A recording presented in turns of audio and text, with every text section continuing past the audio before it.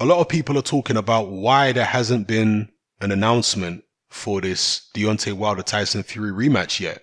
Why the two sides haven't yet come to terms, because they've pushed back the WBC purse bid a couple times now. And as I said initially when the purse bid was pushed back, if both parties have agreed to not come to an agreement, essentially, and both parties have agreed to defer the purse bid, then that's what's going to happen. There's nothing untoward going on. There's no WBC corruption. It's just the two parties have mutually agreed that they need more time to negotiate, and so the WBC are happy to push the purse bid back in that situation. If only one party wanted the purse bid to be pushed back and the other party wanted a purse bid now, then the purse bid would be called. Yeah? But whereby two parties want it pushed back, then it gets pushed back. There's no issue there. There's no corruption. There's no nonsense. However, some people are questioning the motives of both parties, why they keep on pushing the purse bid back, why they haven't come to an agreement. I've heard some people say it's because they want to see when Anthony Joshua is fighting, so they can either, pull some kind of strategic move where they have their event before AJ's event, like a week before, in order to undermine AJ's event when it comes to pay-per-view sales in the UK. But it's going to be difficult if that's what they're hoping to do, because if you want to watch AJ versus Miller on DAZN, it's only going to cost you $9.99. Whereas if you want to watch Fury Wilder 2, that's going to cost you like $75. So it's going to be difficult regardless of where they put that, whether they put it a week before AJ Miller, 2 weeks before whatever it is. It's going to be difficult to undermine AJ Miller given the price difference for the two events. And as far as, ticket sales, will they try and put... See, that's one way they might be able to undermine AJ versus Miller, is if they put Fury versus Wilder on at MSG or the Barclays Center, let's say a couple of weeks before AJ versus Miller. If they were to do that, that may undermine ticket sales on the ground. That may stop people wanting to go to AJ versus Miller, but they would need to move quickly on that. They would need to announce Wilder versus Fury 2 within the next couple weeks before AJ versus Miller sells out. Yeah? Because if not, then it could backfire.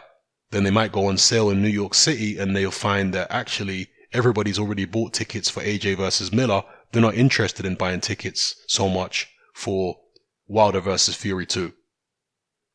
So they're going to need to be careful if they want to try that strategy and make their move sooner rather than later. Other people have said that, I've heard all kinds of different theories out there. There are some people theorizing that Tyson Fury might be taking recreational substances, let's just call them that, and he wants to get those recreational substances out of his system before the WBC clean boxing program testing starts again when he signs the fight. So some people have said it's that. I've got no idea whether that's going on, all right? I'm just telling you what the fans are saying. Other people are saying that this proves that Wilder and Fury's teams don't get on in business as easily as well as they claim they do, because they'd said that when two fighters really want to fight, fights get done really quickly and it only takes a couple days. We know for a fact that the first fight didn't take a couple days to make. The first fight took several months, actually, because Shelley Finkel revealed that they'd been negotiating, I think, since May or early June or something like that. And the fight didn't get signed until, several months later. So some people are going to point at that as another example of Wilder and Fury's teams kind of misleading the public in terms of how easy it is to make one of these fights. Because, of course, they want to make out as though AJ's team are just really difficult.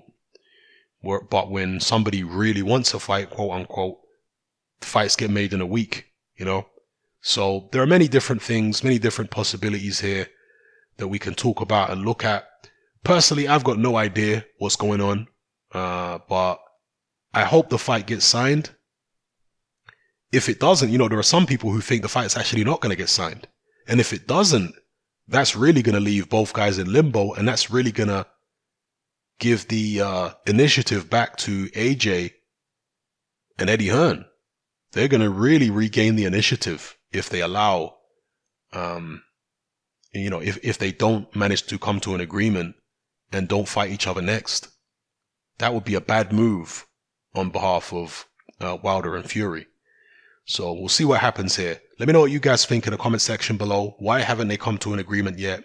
Is an announcement imminent? Are they going to try and undermine AJ versus Miller? Is that why they were delaying it? Do they want to put Wilder Fury on in New York City and try and steal, some of the fans from that event? Let me know what you think, people. It's happening. I'm out. Join me on Patreon.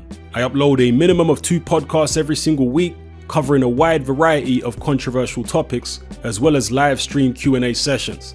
Take a look on screen right now at some of the podcasts I've produced so far. For just $3 a month, the equivalent of about £2 a month, you get access to all my new podcasts and my entire back catalogue of past podcasts, including my popular Confessions of a Nightclub Bouncer series. You can listen on your computer or on your smartphone or tablet by downloading the Patreon app from the Google Play Store or the App Store for free. The Patreon app also allows you to download each podcast in MP3. For less than the price of a cup of coffee, you get access to dozens of hours of exclusive content. It's easy to sign up, there's no contract, and you can cancel at any time. So come and join our community of free and critical thinkers by signing up with me here on Patreon today.